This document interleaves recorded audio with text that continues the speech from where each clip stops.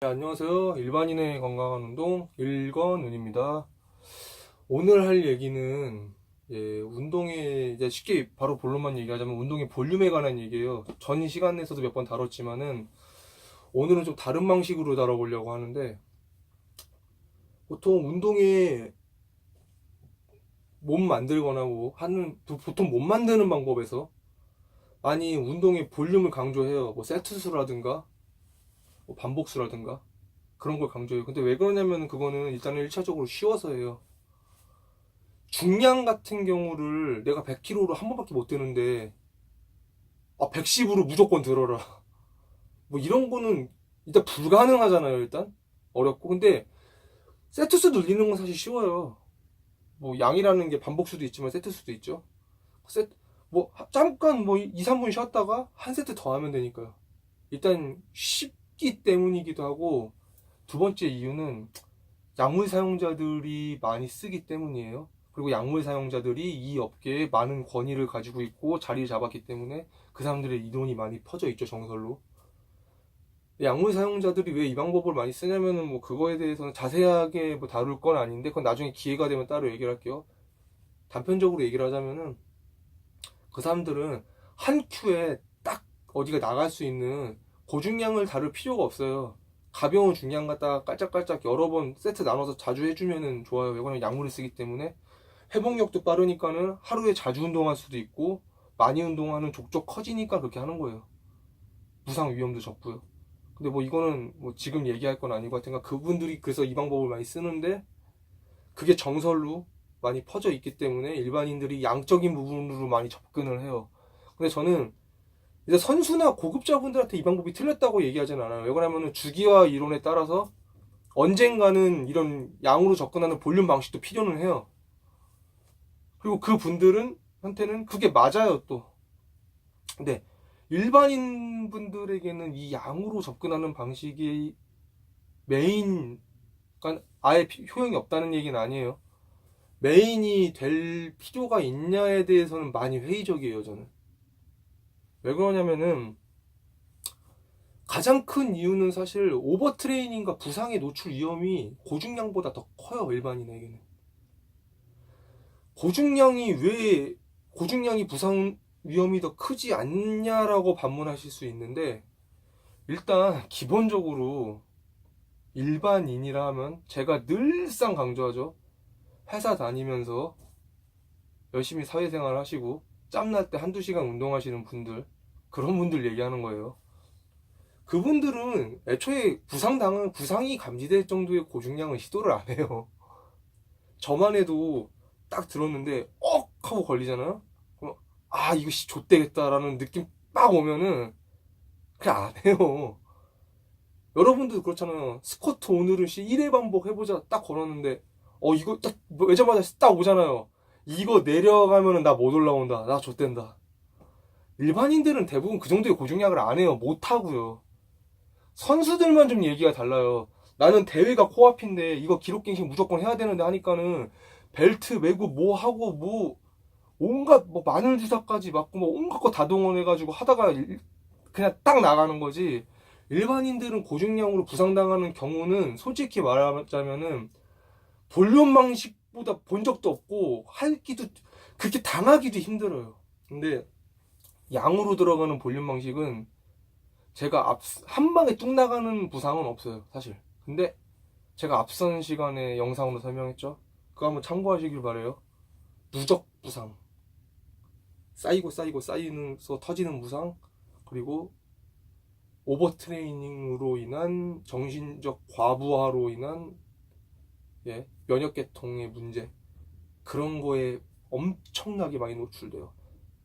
특히 또 이것도 강조하는 내용이지만은 성실하고 의욕에 불타는 일반인일수록 더 그래요.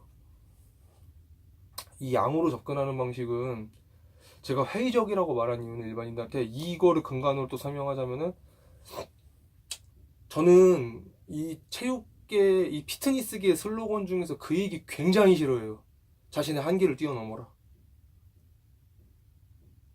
이거 사실은 전문적으로 운동하시는 분들도 알고 있어요. 근데 그분들은 이것도 앞선 시간에 얘기했죠. 어떤 분야든 프로와 전문가의 영역으로 가면 극단성을 띠게 돼요. 왜? 경쟁을 하게 되고 기록을 내야 되고 결과물을 내야 되니까 뭐 우승이라든가 이런. 그렇기 때문에 한계를 울면서 넘어야 돼요. 울면서 같이 경쟁하는 쟤보다 잘해야 되니까. 근데 일반인들은 그게 아니죠. 일단 아니고, 그리고 그 프로 전문가 분들도 알고 계세요. 젊은 시절에 잦은 시합과 경쟁을 통해 내 한계를 계속 어거지로 넘다 보면은 말년에 엄청 고생합니다. 후폭풍도 엄청 오고요. 태릉인 선수 출신 중에서 말년에 안 아프신 분들 없습니다. 다 아파요. 제가 되게 존경하고 좋아하시는 분인데, 전설적인 기계체조 선수, 한국의 여홍철 선생님, 본인이 직접 얘기하셨어요. 온몸이 종합병동이라고. 엄청나게 아프다고. 제 친구 중에 옛날에 비보이 했던 친구가 있어요. 근데 좀 꽤 오래 했어요. 그 친구 지금 양쪽 팔 여기 관절이 거의 걸레짝이에요. 거의 그래요. 전문가로 가면은 많은 시간 연습하고 오래 연습하고 자주 해요. 그 사람들은. 근데 좀 말이 좀 샜는데, 일반인의 같은 경우도 하여튼 체육계 슬로건 중에서 뭐 한계를 뛰어넘으라는 얘기를 그 전문가들이 많이 하는데, 그 사람들은 일단 어거지로 넘는 거예요. 그게 직업이니까요. 안 넘으면 어떡해요. 안 넘으면은 난 메달도 못 따고 우승도 못 하는데. 일반인의 경우는 한계를 넘으려고 하는 게 아니라 하다 보니까 오늘의 내 한계를 자연스럽게 넘어가지는 거예요. 스무스하게. 들고서 후두루두 떨면 눈물을 흘리면서 나 오늘 이거 죽어도 해야 된다. 내 팔이 부러지면 그게 내 운명이지. 이렇게 드는 게 아니라 꾸준히 하다 보니까 나 이거 전에 안 들렸는데 들리네? 일반인들은 이런 식으로 한계를 넘어야 돼요. 이런 식으로. 안 되면 안 하면 돼요. 언젠간 되는 거니까. 일반인들이 어쨌든 한계를 뛰어넘으라는 말 슬로건을 좋아하지 않는 이유가 방금 설명했던 얘기랑 겹치는 건데, 한계는 일반인들이 억지로 넘는 게 아니라 자연스럽게 성장하면서 넘어가는 거예요. 적게 말하면 한계가 아닌 거죠. 그냥 그건 발전인 거죠. 말을 정정할게요.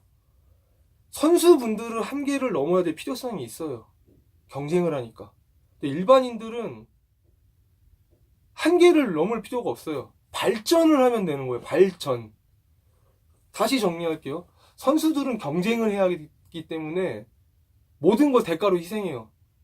내가 이 대회에서 1위 하게 되면은 40대 이후에 무릎 탈탈 털려가지고 엄청 고생하겠지만은 난 내 무릎을 기꺼이 바치겠다. 금메달을 위해서.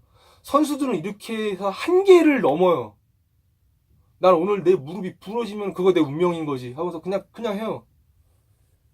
근데 일반인들 같은 경우는 그렇게 하는 게 아니라 그냥 발전을 자연스럽게 하시면 돼요. 자연스럽게 오늘 안 되네? 그럼 오늘 여기까지만 해야지. 내일도 안 되네. 여기까지만 해야지. 한 2달 뒤에 되네? 그럼 이제부터 이걸로 해야지. 그냥 일반인은 한계를 넘는 게 아니라 발전을 하시면 된다는 얘기예요. 스무스하게.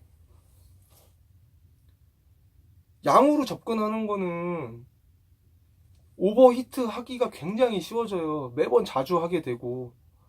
그러다 보니까는 사람의 몸 같은 경우는 기계랑 다른 차이점이 있어요. 기계는 자주 쓰면은 고장나요. 한계까지 쓰면은. 근데 사람 몸은 한계까지 쓰면 발달은 해요. 그렇기 때문에 이거를 운동하시는 분들이 계속 자신의 슬로건을 걸면서 얘기를 해요. 너는 기계와 다르다. 넌 사람이기 때문에 계속 쓰면 발전할 거다. 근데 이것도 사실은 틀린 말이죠. 사람의 몸도 자주 쓰면 고장납니다. 고장나요. 저는 신체 능력이 발달하고 근육이 발달하는 걸 어떤 식으로 좀 이해하냐면은, 대부분의 사람들은 그렇게 얘기해요. 바베큐 자주 해서 이두가 커지면 이두가 발달한 거다. 근데 물론 발달한 거 맞아요. 근데 전 그 발달의 이유가 몸이 살기 위해서 발달을 시켰다고 저는 이해를 해요. 제가 되게 앞선 영상에서, 초창기 했던 영상에서 설명했죠. 거론한 게 있어요. 오직 사람만이 후천적으로 단련이라는 행위를 통해서, 훈련이라는 행위를 통해서 몸을 발전시킨다. 오직 동물 중에 사람만이. 사실 아까 계속 설명하자면 이두가 커지는 게 발달은 맞는데, 저는 발달 안 시키면은 결합 조직, 팔 관절, 인대가 고장날 수 있으니까는. 얘는 자꾸 팔로 뭐 더 무거운 거 자꾸 두고 더 많이 드니까는 발달시키는 거 생각해요. 뇌가 몸을 보호하기 위해서. 결합 조직 같은 데나 이런 데를. 내가 인위적으로 운동이라는 행위를 통해 주는 데미지에서 몸을 보호하기 위해서 근육을 발달시킨다고 생각하거든요, 저는. 사실 이게 과학적으로도 맞아요. 근데 사람의 몸도 그렇기 때문에 결국 이 행위를 반복하게 되면은 고장은 나요. 근육은 발달할 수 있는데 결합 조직 말하는 거예요. 인대, 건, 관절. 이거는 일회성입니다. 대단히 착각하시는 분들이 있는데 근육은 일회성이 아니지만은 결합 조직은 일회성이에요. 한 번 달아 없어진 관절은 두 번 다시 강화돼서 재생되지 않습니다. 근육만 쓰면 쓸수록 강화되는 거예요. 그러니까 대부분의 사람들은 근육 키우려고 운동을 하면서 이런 건 잘 신경 안 쓰죠. 근데 이거에 대해서는 나중에 또 주제로 다뤄볼게요. 결합 조직의 중요성에 대해서는. 사실 그게 제일 중요한 내용인데. 어쨌든 양으로 너무 접근하는 방법 같은 경우는 득보다는 실이 더 커요. 일반인들에게는. 언젠가는 때가 와요. 아까도 말했지만은 볼륨과 양이 필요하고 효과를 볼 때가 오는데, 그때를 위해서 아껴두세요. 필살기로. 메인으로 계속 쓰지 마시고요. 그때 엄청난 효과 볼 수 있어요. 볼륨과 양으로 접근하면은. 일반인들은 선수분들처럼 극단성을 띄는 필요가 없기 때문에 한계를 뛰어넘지 말고 스무스하게 발전을 하세요. 예, 그 얘기를 하고 싶어졌습니다. 예, 명심하시고 너무 한계를 넘기 위해서 고통받고 스트레스 감수하지 마시고, 안 되면 안 되는 대로 꾸준히 해서 발전하시면 되는 거예요. 계속 명심하세요. 오늘 안 들리네? 난 팔 부러지는 한이 들어 든다가 아니라 안 들리네? 놓고 2달 뒤에 어느 날 되네? 이거요. 예, 여기까지 얘기할게요. 너무 길어졌네요, 내용이요. 예, 감사합니다.